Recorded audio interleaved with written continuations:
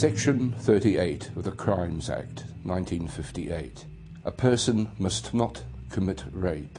Penalty: Level 2 imprisonment, 25 years maximum. A person commits rape if A. He or she intentionally sexually penetrates another person without that person's consent. 1. While being aware that the person is not consenting or might not be consenting. Or 2. While not giving any thought to whether the person is not consenting or might not be consenting.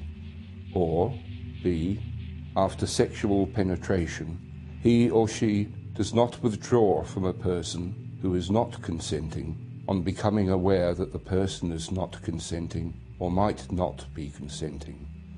Subsection 62(2) of the Crimes Act, 1958. The existence of a marriage does not constitute or raise any presumption of consent by a person to an act of sexual penetration with another person, or to an indecent assault with or without aggravating circumstances by another person.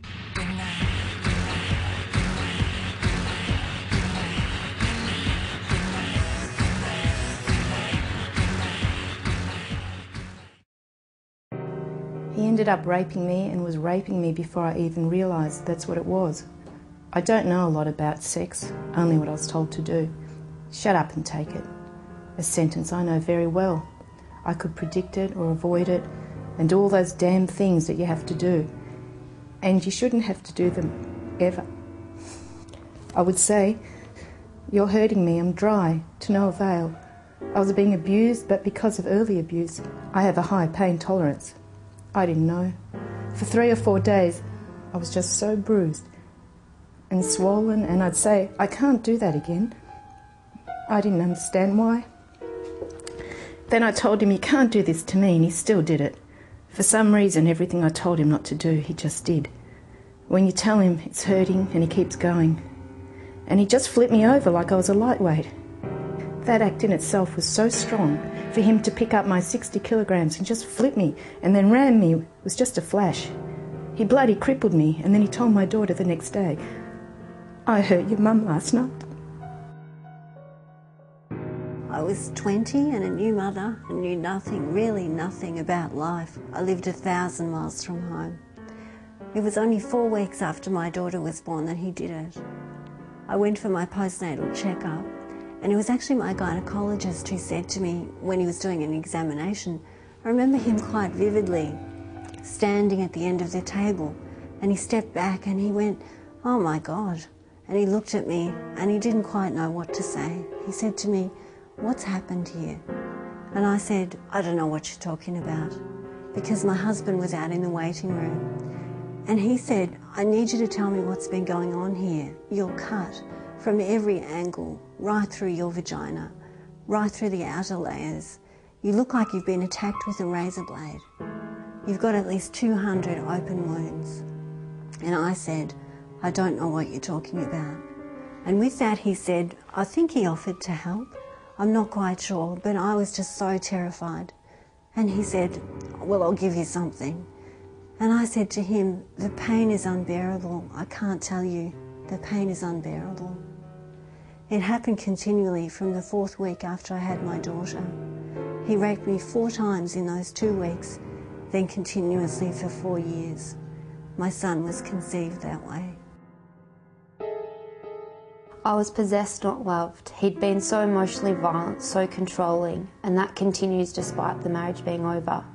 He had me as a trophy and controlled me, and that was my role, to be his no matter what. He married me so he owned me. That's where it all came unstuck.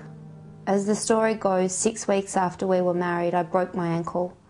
I was extremely active and it changed the way I thought about everything. I couldn't move. I was in bed with my foot in a box in plaster. He wanted sex and I said no. He flew out of bed and said, you cold cunt of a thing, you're my wife, you will. I think I died that minute. I know at one time I felt I was very lucky to be alive because I had said no to sex. He was drinking and I just said no. I had a pillow placed over my face and held there while my partner had sex. That was combined with a couple of hits around the head. I remember when he finished, he just went to sleep. When I thought about that time, I thought how close I was to death. Not just the pillow, hands around my neck and everything. I realised how close to death I was. It did happen more than once. It was just his right to have sex whenever he wanted it. And he had a piece of paper to say he owned me. They were the words. I have a piece of paper to say I own you. You do what I say. A high percentage of sex was without consent.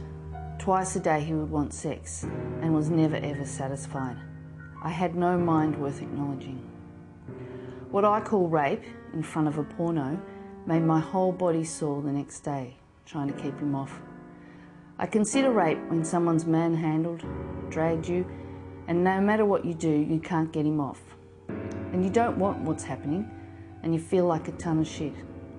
But saying no in the morning, no in the day, no at supper time, just do what you want to do, and I'll think of England. Deaf ears. He's emotionally blackmailed me consistently. No matter what I said, he wanted and he got. I did assertiveness training to express my feelings. I learnt there how to say no. For the first time in 14 years, I said no.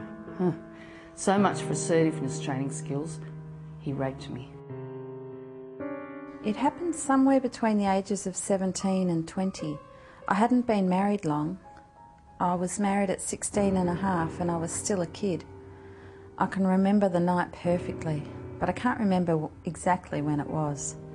He'd been watching porno before he came to bed. He brought it home from some guy at work. He was 4 years older than me. Although afterwards I felt absolutely terrible. I felt degraded. I was still in a relationship with him and still had to see him every day and live with him. It only happened once and not again, probably because I didn't say no. I think if I had said no again, it would have. In a way, I'd learnt my lesson the first time. Don't say no.